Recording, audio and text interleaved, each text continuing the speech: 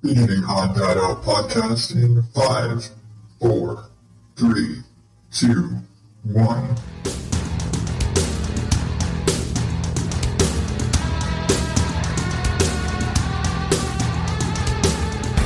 Welcome to the ODO podcast, where normal is not my specialty. I am your host, the highly caffeinated Adam Higgins, the ODO. And this is a show where I share my ramblings and what's going on in my life and rants and all the fun crap that's in my head. I make fun of some assholes in the news because sometimes assholes need making fun of. And I tell you about a podcast that I think you should check out because sharing is caring. And I just like to do it. Disjointed as fuck, right? All right. Thank you once again for joining me. Oh, man. Let's just say, man, I am sitting here chugging the Death Wish Valhalla Java. And man, I need it.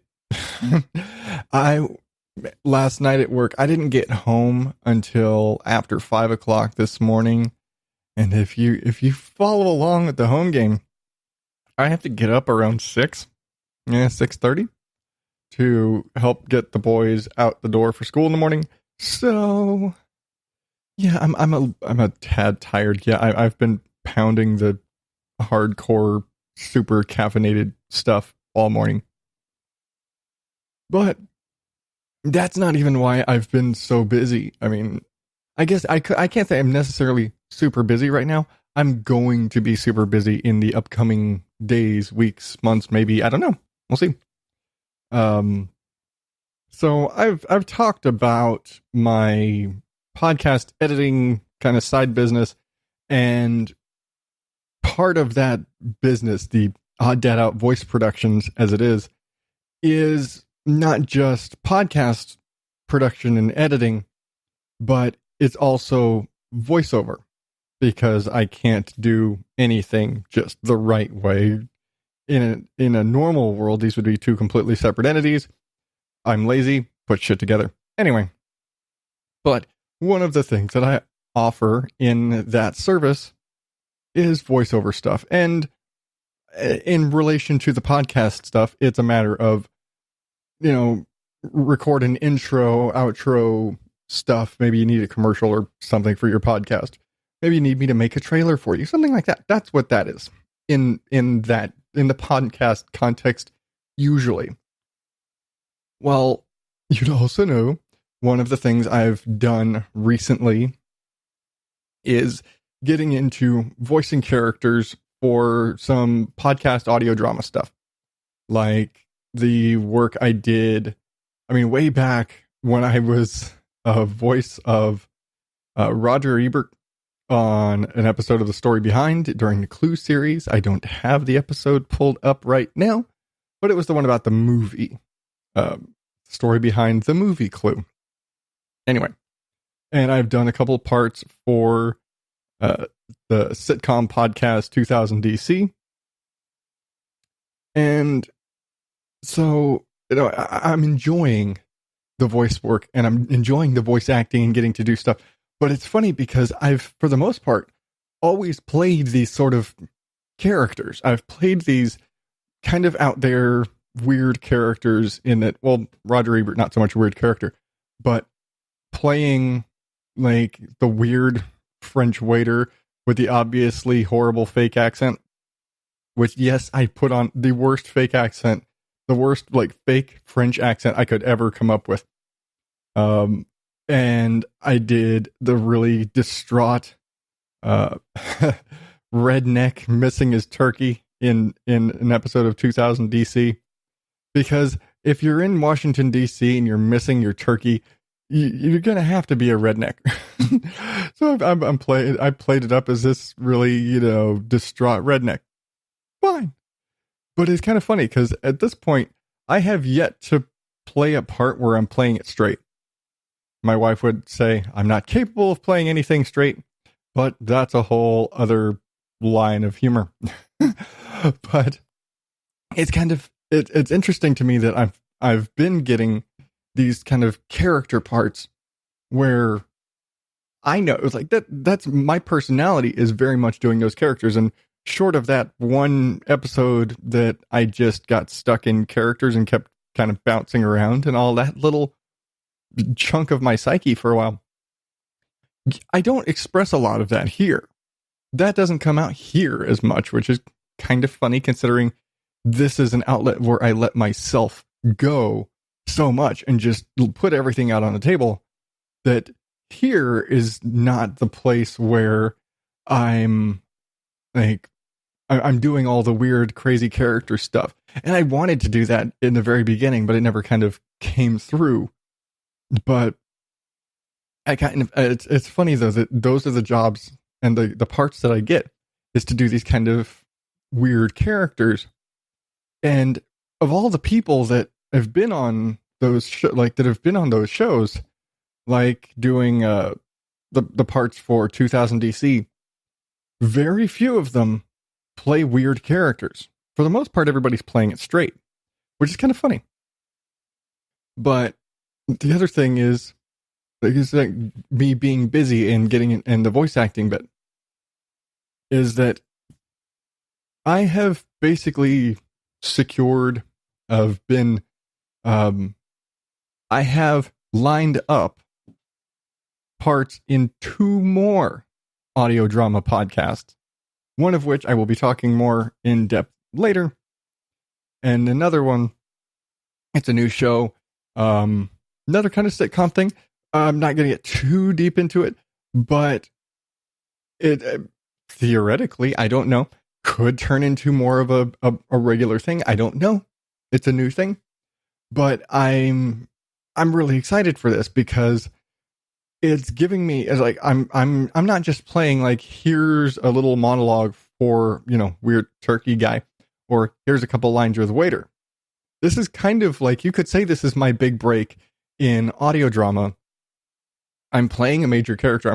You could say I'm playing a lead role in at least this first episode that I'm doing, and it's exciting and it makes me nervous. And it's one of those things where my wife went to school for theater. She was a theater major up until she is now a library science major. But I kind of fall back to her for direction. Because I'm probably not the best person with self-directing at this point. I'm relatively new into the voice acting, voiceover world, so I'm not the best director, and I will say that. I'm not the best director. But I'll also say, and if you know the difference between me here and me out in the world, even just the difference in my voice and tonality, which, a couple weeks back you got the me dialed down, not on the microphone voice, which it's really hard for me to do. It's really hard for me to turn that back on and switch over, just because you put me in front of a mic and I said before, I pitch up. But I kind of default back to her. It's like, hey, what do you think about this? What do you think about how to, I'm thinking about this. What do you think about how to play this part? And with this, she has no frame of context. She's got nothing for me. I'm like, fuck, I have to build this character, and I'm technically playing an existing character, but I'm changing him. And so it's like I'm playing a known character, but then it's a new twist on a known character. And I'm like, do I play it straight? Do I play the straight man in this show? Or do I go really weird and out there? And so I've got creative decisions to make. And so I'm excited. I'm super excited for this. Like I said, it's essentially, if this were a TV show, I've got the headlining role right now. And this is exciting. And I'm not saying I'm the star of the show or anything, but in this particular episode, I got the lead spot and it's so cool. But I'm nervous. I'm nervous because this is a big step for me in this whole thing. And no, I'm not getting paid. But I'm also not trying to right now because I have been doing this for a matter of months in minuscule amounts. I'm not a big professional fancy voice actor yet, so I'm not expecting to get paid. But no, not even 24 hours. I bet it wasn't even 12 hours from getting in contact with that, with the host, the creator of that show, and getting kind of squared away with that part. I think I'd barely had my script yet. One of those, hey, I'll send you the script when I'm, out of work kind of thing. And I got my script and I'm going through it and I'm reading through it and I'm trying to kind of visualize it in my head and how would I play this. And then I see a message pop up from the host of another show that I've been a big fan of, which I've been pestered. I think I've mentioned before. I've kind of pestered Jocelyn from Poplar Cove about season 2 for a while because it was quite. I think it's about a year and a half now since season 1 ended, and it was one of those. Oh yeah, it's supposed to be back in December, and it didn't. And then I was like, well, maybe she's gonna start season 2 in around July because that's when season 1 started. It was takes time to write and record and blah blah blah and all the production side of it. Okay, no problem. And then nothing happened. And then, I was kind of keeping touch with her and kind of pestering her a little bit. And I basically nagged her at one point to a point where she actually made a mini episode where basically, here's what's the status of the show. And season 2 is coming. But in the meantime, because things, time and people have lives and families and jobs, basically the entire original cast had to move on with life and getting jobs and moving away and having families and all that stuff. And so the entire show is kind of getting reformatted and reshuffled and needs a new cast. And so I've been, poking a bear and things like that to the point where, because she basically get this whole update before. Well, she announced yesterday, again, I get this first part yesterday morning. Last night, I'm sitting at work,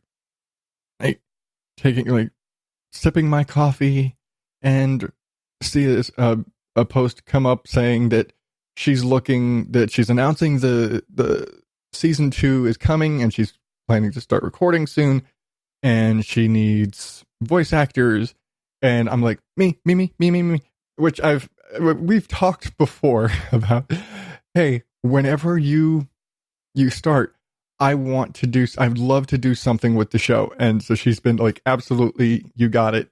And it's been really awesome. So as soon as she posts that up, I'm all super giddy because season 2 is coming.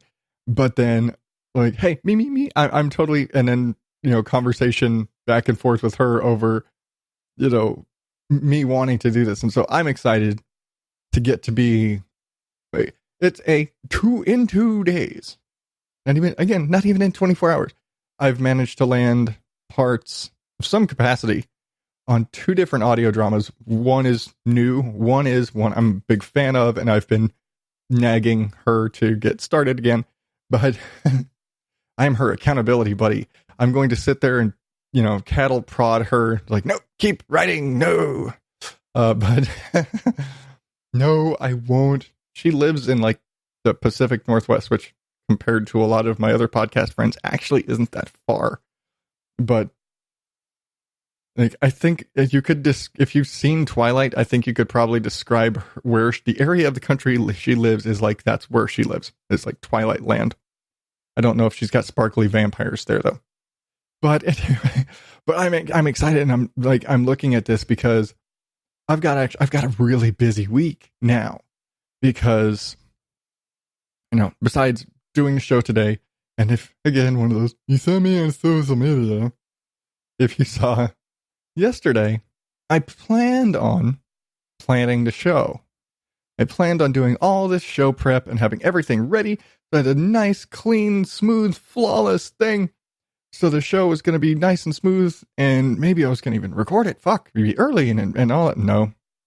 I sat there and I go in and log in to start, building the show notes and getting everything together. And what did I do? I started tweaking the website because, look, a squirrel. Because fucking ADD. And so I sat there for like 2 hours where I could have probably done all the show notes and done the show artwork, which incidentally would have had to change. But I could have gotten the show notes, at least the skeleton of the show notes put together, and had all that ready for me for recording, and the whole process had been smoother. But no, I can't do that. I have to crunch time. Well, I do all these super stupid little superficial things, like I changed the subscribe buttons, things like that. I updated the contact page, little shit that nobody's going to notice unless you really need those things. That's what I did. And I was looking at it today thinking, I need to change this. I need to change website tweaking. Every time I'm there, I'm wanting to tweak shit. And it's like, oh, you change this. And maybe this should be a drop down menu. Shit like that. I get so fucking distracted by it. I want the website to be perfect. Never mind that I still haven't started building the fucking website for the voice production side of this whole thing and the business side. No, the free podcast that I've been doing for 3.5 years now. Yeah, that's the thing that I'm devoting all of my time to. What the hell? Not the business that theoretically could make me money. Because I'm stupid. Whatever. But I did all, and I was sitting here, and I'm doing all this. Well, I'm doing all that yesterday. And now, today is recording day. And because my dumbass didn't do any prep yesterday, this morning it was all the prep and the artwork. And, you know what? Shit, change the artwork, change the entire thing. I literally threw out today's format after I'd done everything. Did all the notes, had everything, mostly, like the format and everything laid out for the show. Fucking chucked it. I was like, oh shit, you know what? I'm going to do this instead. Yeah, really, that happened. Threw all that out. Had to redo everything. It's only half done right now while I'm recording. I've got to finish all this shit afterwards. Well, then recording, finishing all that other shit, then releasing it. Never mind. All the editing and all the piecing and all the mumbo jumbo you in the background. Bumpers don't line themselves up, but doing all that stuff, creating the show for the day. Basically, it's show day. My whole day is creating the show.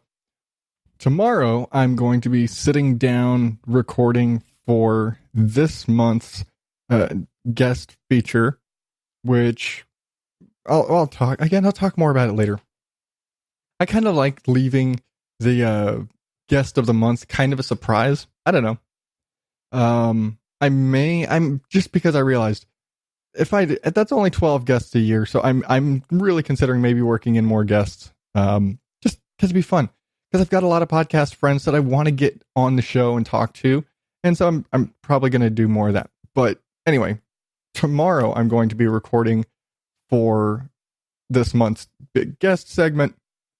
Friday, I've got to record all of my lines for that first show. Because I need to get those to him for this weekend. And so I've just got a very busy couple of days. Never mind marketing and publishing show, posts and things and doing all the social media jibber jabber and all that stuff. So it's busy. It's just busy. But I'd rather be busy than not. Really. I'm not going to be sleeping for shit. I'm going to be chugging the death wish like nobody's business for the next couple of days.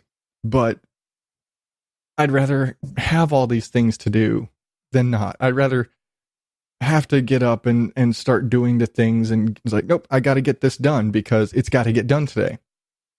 And so I'd rather have that. And yeah, it's probably going to be stressful. But hey, I wouldn't, if I didn't want it, I volunteered. Guy says, hey, I need actors for my new podcast. I raised my hand. Poplar Cove's coming back. We need actors. I raised my hand and said, pick me, pick me. I started editing podcasts because I want to. Pick me, pick me, pick me. that's me right now. I want to do all these things. I want to do more with this microphone other than sit here and ramble at you for an hour a week or however the hell long I ramble each week. So, that's me right now. So if I'm busy and it's my own fault and I can't really bitch about it. But that's enough rambling for right now. I'm going to take a break, get you guys some promos to listen to, and I will be right back with the news.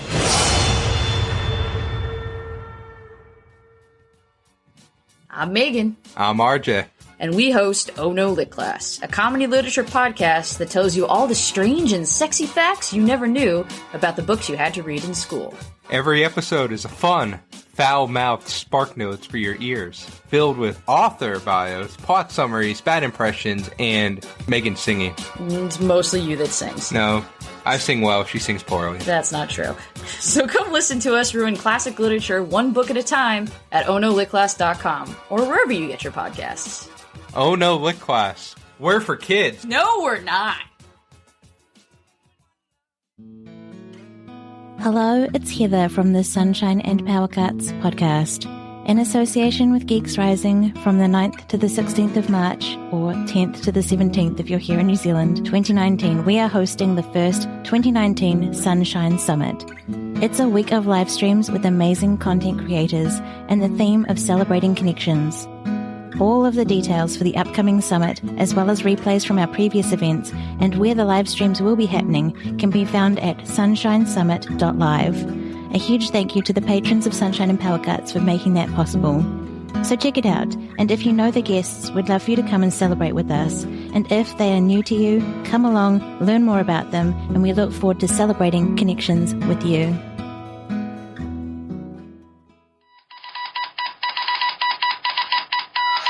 Bullshit from the news. All right. I've got two stories for you. I've got a douchebag and something grosser than a douchebag. But yeah, let's start with that. Let's go gross first, right? All right. Companies selling pre-infected tissues so you can get sick on your own time. Yeah. Gross. So, a new startup, I can't pronounce it. It's spelled VAEV. Vave, maybe? I don't know.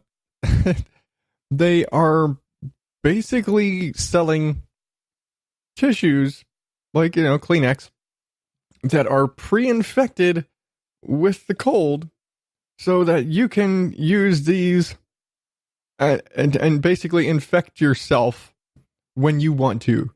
Like, hey, I don't want to go to work tomorrow. Grab one of these tissues, sniffy, and now you're sick. Well, ain't gross. Because how are you doing that? But the fuck? I mean, okay, I understand when you don't want to go to work or whatever, and you call in sick, but you know what? I'd rather fake it than voluntarily actually get myself sick. Because who the fuck wants to be sick? Being sick sucks. What the fuck kind of masochistic bastards are fucking coming up with this shit? And apparently, these things have sold out. People actually want to do this. People actually want these things. And the makers of this, they think, and I don't know. Now, okay, rewind. From a logical perspective, the best way to build up immunity to diseases is to kind of interact with them. So theoretically, if you're sitting there with flu tissues, you could build up a resistance to the flu. You could also fucking get sick, and I think their intention is to get sick. But they're looking at it, to quote on their website, "We believe using a tissue that carries a human sneeze is safer than needles or pills." Safer for what? that's kind of the thing. It's what is safer, because you're infecting. I mean, this is the same principle as vaccinations. You're infecting yourself with a weakened form of the whatever disease to build up a resistance. It's still gross. It's still a used tissue. that ultimately that's it. It's still a used tissue. It's still gross.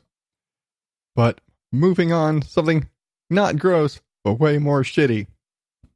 Fight breaks out at wedding when the groom starts hitting on the teenage waitress. Yeah, I told you, douchebag. So, this dickhead in Pennsylvania, yeah. This guy, at his own wedding reception, apparently starts flirting with and hitting on the, like, underage teenager. Probably, like, maybe 16-year-old. It doesn't say, because it's very, firmly implied that she was a minor. But he starts hitting on the waitress.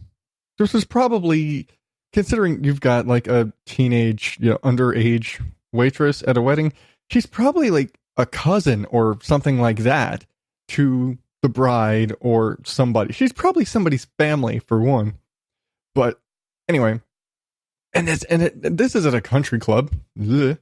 So rich snooty bastards at a country club hitting on the underage teenage waitress. But wait, there's more. After she shoots him down repeatedly, he's sitting there, it's like, hey man, we can do whatever you want. I'll like fucking sleazeball. Apparently, he followed her into the women's restroom, yanks her into a stall, and starts groping her and quote, exposes himself at his own wedding. This is at his own wedding reception at a country club. This dickhead is he's not flirting with the waitress. He's fucking sexually assaulting an underage girl at his own wedding reception. What the fuck? Of course, because he's groping on, and she gets away. They called police. Because after all this, dude starts fucking throwing punches and going. I'm going to assume he's drunk, because, and it doesn't say, but I'm assuming he's drunk because after all that, he's fucking fighting everybody. Now, maybe girl gets out of the bathroom and starts screaming, oh my god, he's, doing this, and somebody comes to defend her and, comes to blows. Perfectly fine. Somebody should have knocked his ass the fuck out. Yeah, I don't care if it's your wedding. You deserve to get socked in the mouth. But yeah, dude starts, cussing out the cops, and he starts trying to fight the cops. Dude was, oh my god, what a fucking dickhead. I mean, at his own wedding. It not to make it any better, not that it would make it any better, but if this were just a normal Tuesday, this would be shitty behavior. This would be completely unacceptable behavior on a random Tuesday in June. Just pick the day. This is at his wedding. His wedding. For the bride's sake. And there are no references to her in the story. For her sake. I am hoping she walked right back into the whoever did that and signed off on some shit and said, hey, can you white out your signatures here and can we just undo all of this bullshit? Because fuck that guy. Because seriously, the only thing that could possibly be worse than his behavior at the wedding is if she stayed with him after that. Because, I'm sorry, he ruins the wedding. Not that that's really grounds for divorce, but the sexually assaulting an underage waitress at the wedding, I think that's grounds for divorce. Or annulment. Fuck, you've been married an hour. Go sign that shit. Somebody get me a Sharpie. I'm just going to black out all the signatures on this, throw this in a shredder, throw that shredded shit into a fire pit. We're not married, because fuck this guy. What a jackass. Of course, I've got links to these dickhead stories, and if you want to read more about them, there wasn't too much of the stories, but if you feel like reading them yourself and getting more angry, help yourself. Links in the show notes at odddadoutpodcast.com. Of course, all of the little social medias and the subscribe buttons are there. Like I said, I updated all the subscribe buttons. So whatever service you're using, if you're on Apple Podcast or Google Podcast or Radio Public or wherever you're listening, there's a button to subscribe. And if there's not a button there for you, let me know.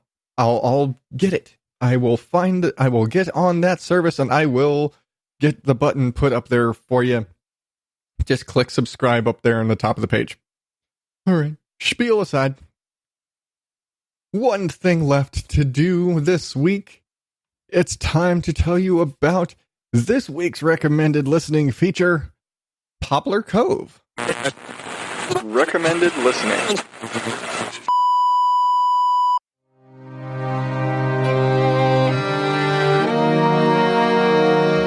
Welcome to Poplar Cove, everyone. This town follows its own set of rules. Who are the Great Old Ones? Is that a rock band or something? You don't know of the Great Old Ones? Powerful deities from space with physical appearances that no human being could comprehend? Unless, of course, you drink enough coffee.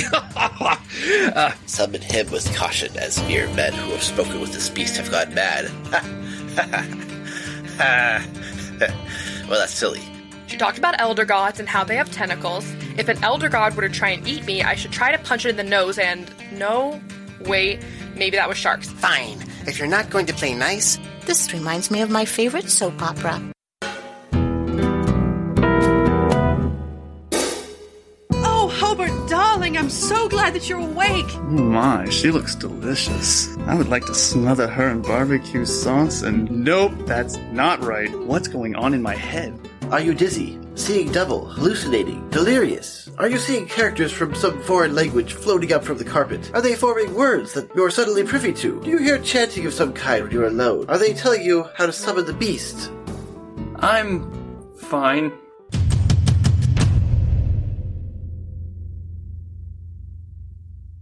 Poplar Cove. Sneak a little voyeuristic peek at the townies of Poplar Cove, an island community in the Pacific Northwest where it's constantly raining, the Fish and Wildlife Department have their own diner, and where Lovecraftian gods have a tendency of eating the residents. That about sums it up. So, this is the show that is coming back for its highly anticipated second season soon, I hope. Much like Kim and Kat Stay Alive, this is a show that I was kind of turned on to through Facebook groups and seeing a post and seeing a description of the show. And I'm like, I want to check this out, see what it's about. And it's just one of those, like, connected with the host or the creator, because she actually doesn't host the show. She writes the show and produces it, but for the most part, she's not actually in it. Occasionally she pops up. There's a different narrator, all these different characters that are played. For the most part, she's behind the scenes. She's all, back of the house. Well, kind of connected with her and we've become friends since then. And I just got into the story of it and the listening to it. It's so weird. It is so weird. And I know jack shit about Lovecraft. Really. I know nothing about H.P. Lovecraft and all of that whole mythology. Short of knowing Cthulhu is giant sky squid. About it. And that's all. That's the extent of my Lovecraftian knowledge. You don't have to know anything about it really to follow along the show. It just kind of creates a framework for the world they live in, where the old gods, the Lovecraftian gods, are a real thing. And the population of this town is strictly regulated by decree of the old gods. The population cannot change. Well, spoilers, it does. The population must remain constant, 10,000. Through the course of the first season, hijinks ensue, things happen, the population starts fluctuating, the gods aren't happy, and some shit goes down. Not a big spoiler. It's the most obvious sort of a conflict you could have when that's a dynamic of the world that it's in.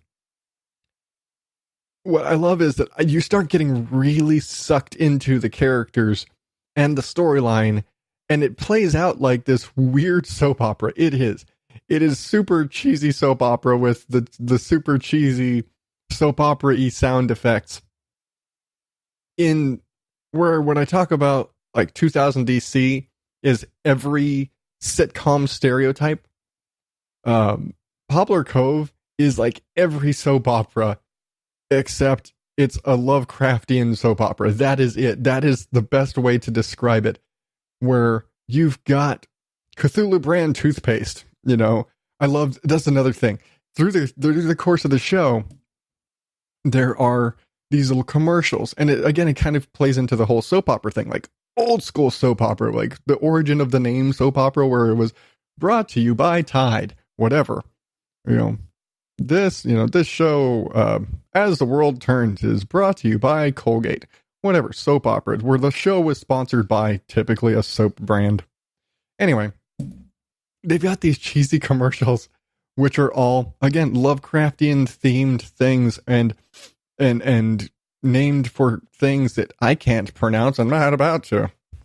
I'm pretty sure when they recorded it, they just said gibberish and then played it backwards because that's about as distinct as the pronunciations could get for me. But it's like such a great show. It's so, you get sucked into it. And yeah, it's a horror comedy. It's horror in the sense that it's Lovecraftian humor, but it's utterly hilarious. And it's got all those soap opera tropes like guy in a coma, evil twin brother, fake act, just weird scientist guy, things like that. Long lost son suddenly returns to town, blah blah blah. All those cheesy soap opera tropes are all in this crazy twisted horror comedy soap opera thing. It's just fun. It is just a fun listen. The one thing that I regret about listening to it the first time through was that when I listened to it, season wasn't over. And it's one of those things with a serialized podcast like this, especially an audio drama where every episode is connected. You get into it and then you're waiting and you're like, that's the kind of stuff that you want to binge. And it is absolutely bingeable. Now, I will say, and I was told this by Jocelyn, the creator, the show is basically broken up into like episodes and half episodes. So between every main episode was like a side thing to where you'd be like episode 1.5. And episode 1.5 is like something from Poplar Cove TV. It'd be like a game show and it'd be like like the Poplar Cove version of Match Game or of Love Connection or something like that, or Jeopardy, shit, whatever. But it's like their version of it. And they pull off these whole big skits, and I was like, this is awesome, this is great. And all those would kind of be interconnected because it's all in their world. And so it would take the characters that are in the main story that exist in the world. It's like, oh, it's the girl from the diner, hey, it's the crazy doctor, hey, it's the new guy, whatever. And they would all get thrown in, and then the announcers are consistent, and there's a rivalry with the announcer. It's hilarious. If I'm remembering right, there isn't swearing in the main episodes, but in the little half mini bits, the little mini skits in there is. Because I know somebody was, and I know there were some F-bombs dropped in those mini episodes. I could be wrong. I'm pretty sure I heard somebody told to get fucked or something like that. But either way, even with that, it's still great. It's still hilarious. It's still a fun show. And if you have any sort of a twisted sense of humor at all, you will absolutely love it. I promise. So go check it out. Of course, links in the show notes. Go to JocelynDevore.com/Poplar-Cove. Of course, again, links in the show notes, because why type when you can click? Go on, binge all of the first season, check it all out. Keep an eye or ear or whatever out for season 2, which I should be a part of. Hopefully, if she's nice and is my friend, because she's really awesome, and maybe she'll just, give me some shitty something just to spite me for, hounding her for all these months. But either way, I poked her enough to get her up and writing again. That's all that matters to me. Even if I don't get to be part of the show, I at least nagged her until she got back up and writing. Anyway, check it out. Poplar Cove. Links in the show notes. Do it. Do it now. All right. Enough of that. Thank you for listening in. You are awesome. Again, links to those weird jackasses in the show notes, along with Poplar Cove, which I swear I covered way back and I just couldn't find it. You know what? Great time to talk about it again. Anyway, subscribe to the show at odddadoutpodcast.com. I've said it a few times. All the new little buttons are there. Subscribe to the show. Tell your friends. Share it on the social medias. Facebook, Twitter, Instagram at odddadout. You are awesome. You want to be more awesome? Go to the Odd Dad Out shop right there on the homepage. Get yourself a t-shirt or a coffee mug. Show it off. Tell your friends about this weird asshole sitting here doing all this weird shit in the show, because you're awesome. Or just sign up on Patreon. I know I'm throwing a lot of shit at you, but if I don't talk about it, you don't know it's there.